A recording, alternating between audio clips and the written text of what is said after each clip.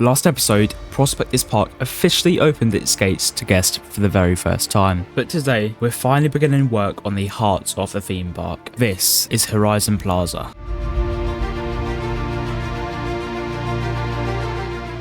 Horizon Plaza is a grand European-inspired town square that will connect every single themed area together. Now, by the end of this episode, these empty building shells will become the foundation of one of the most important areas in Prospectors Park, and next episode you'll see them come to life with lots and lots of detail.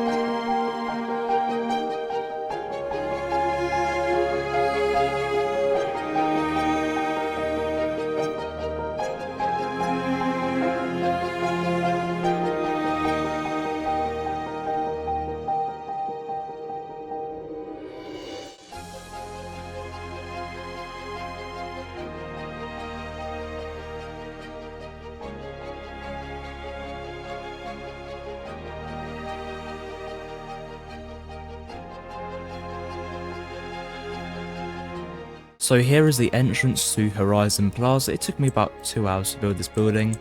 So Horizon Plaza will develop a little bit slower than Frontier Falls, just based off this first building.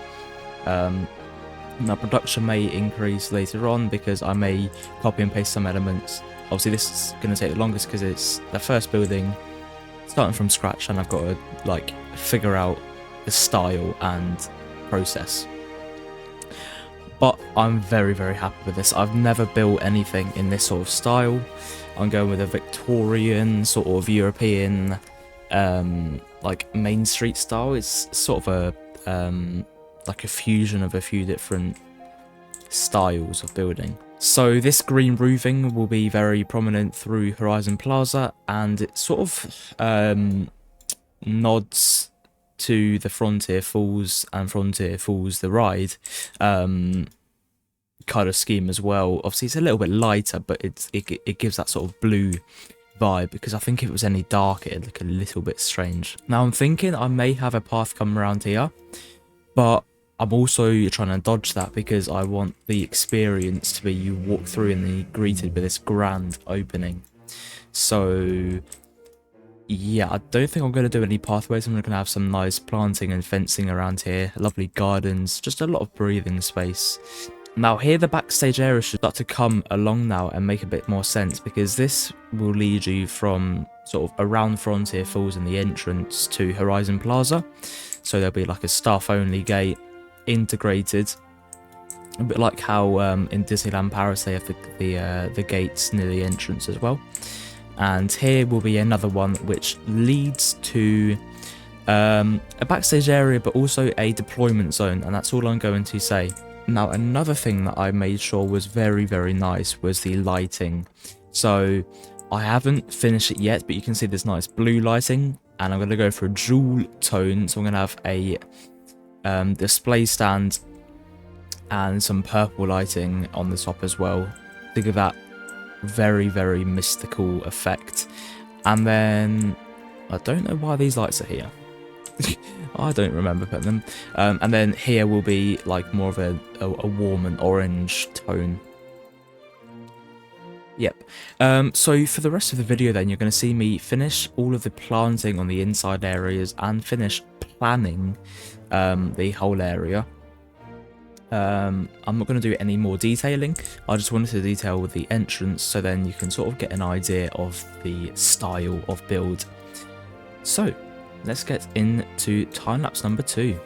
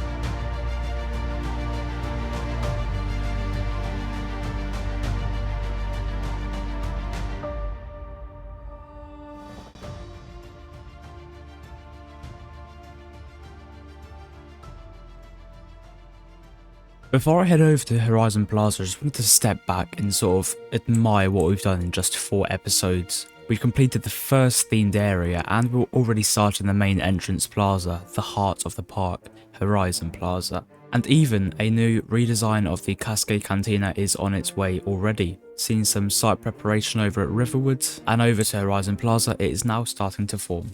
So there's one main entrance to Horizon Plaza, and that's heading past Prospectors Plunge and then up the mountain to the actual entrance building of Horizon Plaza. There you can go one of 4 ways, either to Riverwood, to this area, or this area. Now I'm talking about Riverwood a lot because that is probably going to be the next themed area after Steamworks, which you guys voted for, by the way. Just because it ties in well with Frontier Fields and it'll complete this sort of section.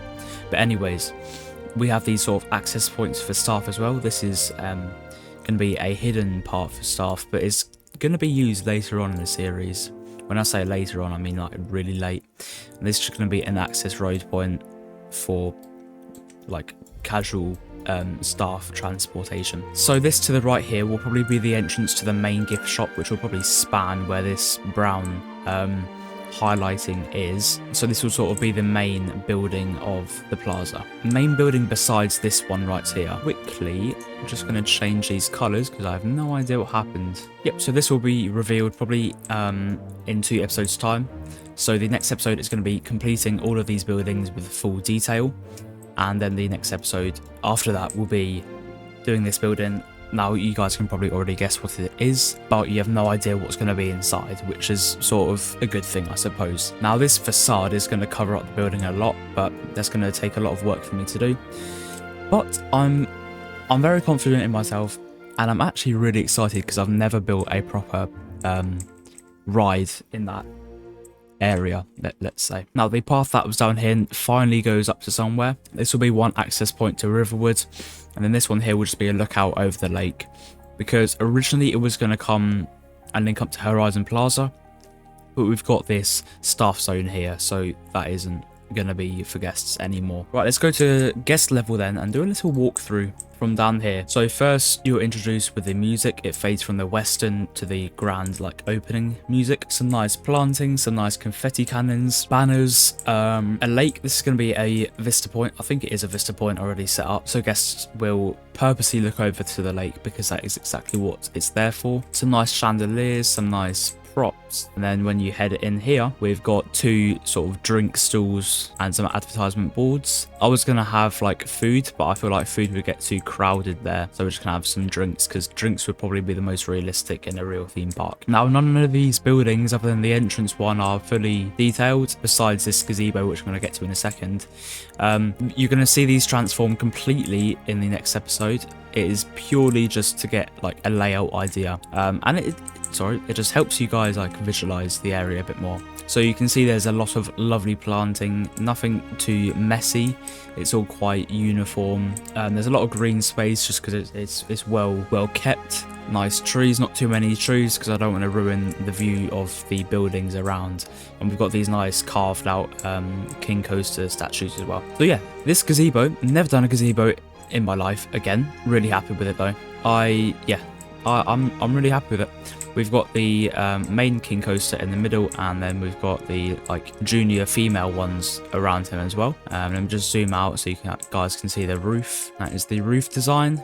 Now another thing I've been taking notes from like the Disney parks is how they integrate the bins very well. They don't theme the bins, but they try and match it with the colour of the scenery around. So that one's probably like a little bit too off-coloured anyway. But just even little things like that.